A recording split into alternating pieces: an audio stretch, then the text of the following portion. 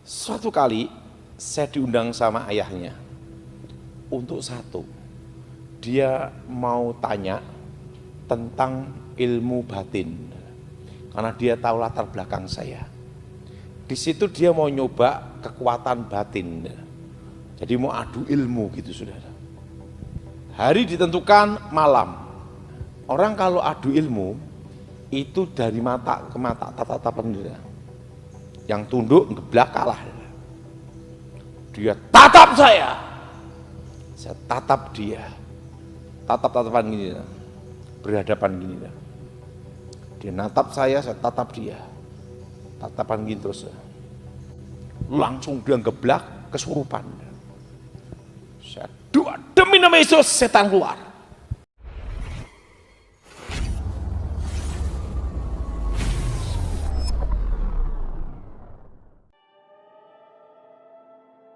Shalom sahabat khotbah populer. Yesus yang populer harus dikhotbahkan. Tahukah sahabat bahwa iblis bukanlah lawan sembarangan yang boleh kita pandang dengan sebelah mata. Kita harus menggunakan strategi yang tepat untuk menghadapinya sehingga dia tidak datang lagi. Mari kita belajar apa saja strategi yang membuat iblis kapok dan berhenti mengganggu manusia. Semoga memberkati. Mari kita buka Alkitab kita saat ini di dalam kitab Wahyu pasal 12 ayat 11 sampai dengan 12. Dan mereka mengalahkan dia oleh darah anak domba dan oleh perkataan kesaksian mereka, karena mereka tidak mengasihi nyawa mereka sampai ke dalam maut. Ayat 12 sudah baca?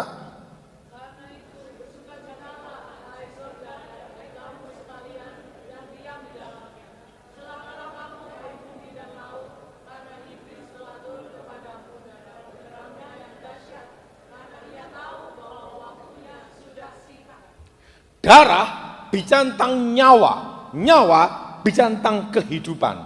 Alkitab berkata ada 3 cara untuk mengalahkan setan. Pertama, mereka orang-orang percaya mengusir setan demi nama Tuhan Yesus. Amin. Amin.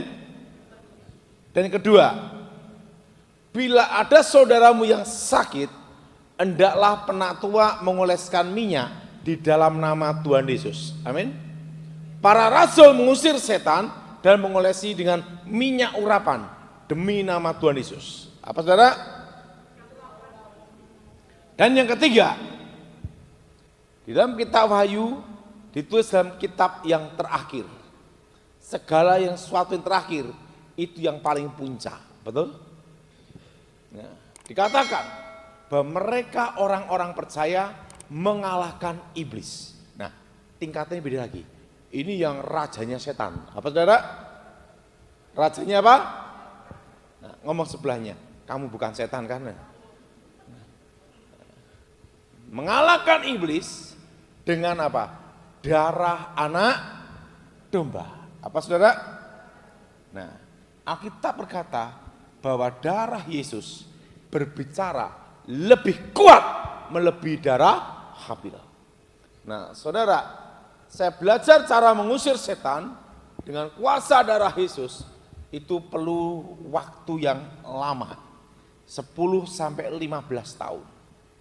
Nah, kejadiannya saya tanya sama pendeta. Waktu itu saya diajar namanya doa Bapa Kami. 1 tahun saya doa Bapa Kami, itu ndak hafal-hafal. Saya tanya sama pendeta, Pak Pendeta, saya minta ajarkan suatu doa yang powerful, singkat, padat, tapi kekuatan yang hebat, yang paling top. Dia ngomong gini, karena kamu tak ajar doa Bapak Kami ndak hafal-hafal, tak kasih kamu satu doa, yaitu apa? Darah Yesus. Apa saudara? Darah Yesus menyucikan tubuh jiwa roh, darah Yesus membentengi, dan darah Yesus pula yang mengalahkan apa? Iblis. Nah, di situ saya mulai belajar doa tentang darah Yesus, bahwa darah Yesus menyembuhkan, darah Yesus mengalahkan iblis, dan darah Yesus itu memerdekakan. Suatu kali, saudara, saya diminta untuk doa seorang nenek. Neneknya ini bukan orang Kristen, saudara sepupu kita. Waktu itu nenek ini punya jimat keris sama batu akik sama batu-batu. Dan nenek ini betul-betul memuja, menyembah pusaka-pusaka itu setiap malam Jumat. Waktu saya nemuin nenek ini, saya injili nenek ini. Dan nenek ini punya anak yang fanatik sekali. Fanatik agamanya. Fanatik garis keras radikal.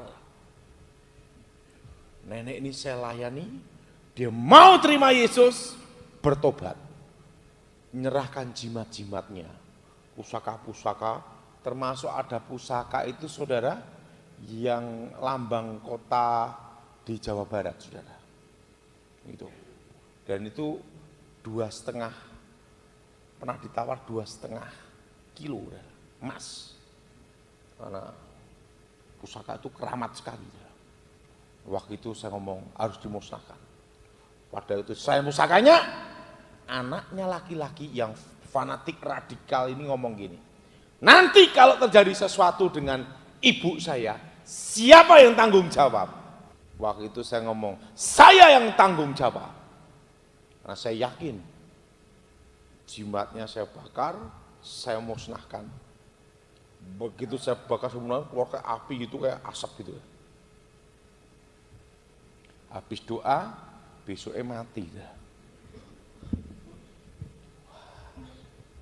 Bingung aku, saudara. Besoknya mati. Pokoknya napasnya berhenti, tapi badan masih anget, saudara. Waduh, suruh tanggung jawab. Ki piye? Anaknya laki-laki marah, ngamuk. Waktu itu saudara, saya doa, dapat penglihatan. Ada laki-laki tinggi besar, muatannya merah, bawa roh nenek ini untuk masuk ke dalam dunia orang mati. Saya masih ingat, Pak Pendeta ngajari aku doa, darah Yesus. Saya doa, darah Yesus, hancurkan segala kutuk. Darah Yesus, hancurkan mantra. Darah Yesus, hancurkan roh-roh jahat. Darah Yesus, bebaskan roh nenek ini. Padahal itu saya ngobrol darah Yesus. Laki-laki tinggi besar yang bawa roh nenek ini, tiba-tiba tuh jadi asap. Hilang. Roh ini balik ke nenek ini lagi. Hidup, saudara. Begitu hidup, senang sekali. Lemes saya. Tiba-tiba anaknya yang laki-laki yang radikal itu marah. Karena apa? Nenek ini saya bawa ke gereja. Waktu mau saya bawa ke gereja, marah. Waktu dia marah, dia mau pukul saya. Waktu mau pukul saya, dia lari. Saya doa gini ya. Di Alkitab terus buat Tuhan kota bentengku. Amin. Amin. Saya berdoa, darah Yesus bentengi aku. Waktu saya ngomong darah Yesus bentengi aku, di situ sudah anak muda ini mukul saya, muter sendiri, enggak kena. Pemuda ini ketakutan, dikira saya titisan Mbah Buyut gitu. Dan waktu itu saya ngomong darah Yesus bentengi, tidak ada yang bisa nyentuh saya. Dan apa yang terjadi? Nenek ini percaya Tuhan Yesus, tetapi tidak boleh ke gereja, karena kan itu anaknya radikal semua. Waktu itu saya ngomong, nenek, maukah engkau percaya Tuhan Yesus? Mau, tapi saya tidak bisa ke gereja, gimana? Penting engkau percaya Tuhan Yesus. Oke, saya ngomong gini, Pak Daud, saya mau dibaptis. Waduh, bingung saya. dibawa ke gereja, enggak bisa ini. Saya lihat ada bak air, tempat untuk mandi itu. Nenek mau dibaptis, mau. Langsung masuk ke bak mandi itu adalah Bapa, Putra, Roh Kudus, blek, sah. Jadi baptisnya bukan digini tapi gini, saudara. Penting selam, betul nggak Pak? Penting tenggelam kan gitu. Jadi pakai bak gitu tuh, dia tak suruh dungkluk gini, saudara. Jadi bukannya digini, tinggal digini. Demi nama Bapa, Putra, Roh Kudus. Nah, disitulah saya memahami satu hal. Jadi darah Yesus itu membentengi hidup kita. Amin. Amin. Disitulah saya mulai paham bahwa darah Yesus itu membentengi hidup kita. Amin. Suatu kali saya diminta untuk melayani seorang dukun. Makanya doa seorang anak yang sungguh-sungguh untuk ayahnya pasti jawab Tuhan. Doa itu tidak akan kembali dengan sia-sia. Karena saya percaya doa itu adalah harapan. Dan saya percaya segala sesuatu itu ada waktunya. Anak perempuan ini berhari-hari, berbulan-bulan, bertahun-tahun minta supaya ayahnya ini bertobat, terima Tuhan Yesus. Karena ayah ini seorang dukun, buka praktek.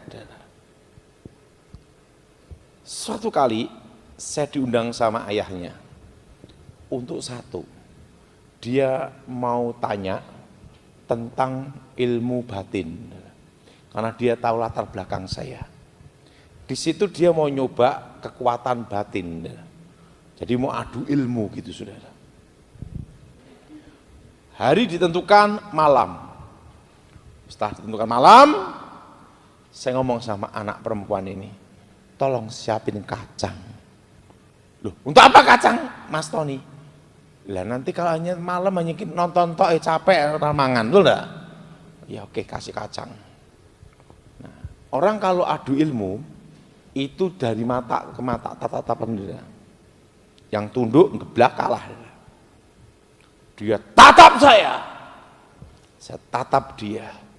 Tapi bukan gini, saudara. No. Saya tatap dia, tatap-tatapan gini, berhadapan gini.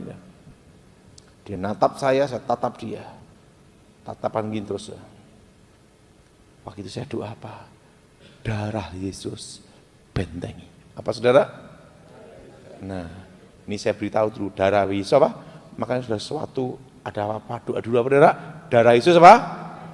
Darah Yesus bentengi.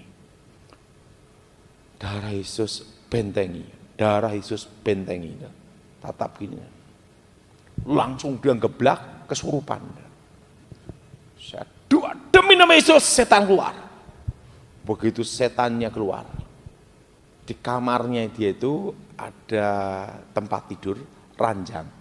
Di ranjangnya itu ada lubang besar. Apa yang terjadi? Keluar ular, sungguhan, bukan alam roh, sungguhan. Sebesar paha gini nih, keluar dari dalam rumah, langsung menuju sungai. Ayahnya ini lemes. Dan apa terjadi? Hari itu dia bertobat, percaya Yesus. Dan setelah percaya Yesus, tidak lama meninggal. Seperti doa anaknya doain apa? Saya ingin sebelum ayahku meninggal, dia bertobat. Dan Tuhan jawab doa anaknya. Jadi saudara yang berdoa untuk orang tuamu, percayalah, tidak sia-sia. Nah, bagaimana sahabat? Apakah sahabat sudah semakin percaya diri berhadapan dengan kuasa gelap atau ilmu hitam? Berdasarkan apa yang disampaikan oleh hambanya, ingat 3 hal penting yang dapat kita lakukan saat berhadapan dengan iblis atau kuasa gelap. Yang pertama adalah doa dengan nama Yesus. Nama Yesus sangat ditakuti oleh iblis. Tetapi yang menggunakan nama Yesus harus hidup dalam Tuhan Yesus ya, atau murid Kristus. Nanti seperti anak-anak Skewa, kalau tidak hidup dalam Kristus, Yesus ada dalam hatinya, menggunakan nama Yesus tidak akan bermanfaat. Justru iblis dapat menyerang kita. Tetapi apabila sahabat sudah menjadi milik Kristus, percaya dirilah, gunakan nama Yesus untuk mengusir setan. Lalu yang kedua, menggunakan minyak urapan. Nah, minyak urapan ini adalah media ya sahabat. Media yang bisa kita pakai untuk mengusir setan atau kuasa jahat.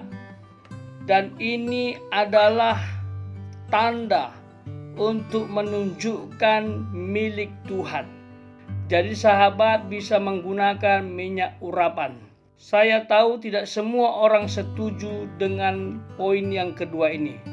Bagi yang tidak setuju tidak apa-apa. Jangan lakukan daripada kehilangan damai sejahtera sahabat dalam pelayanan. Yang ketiga, berdoa dengan darah anak domba yang disalib untuk menebus dosa.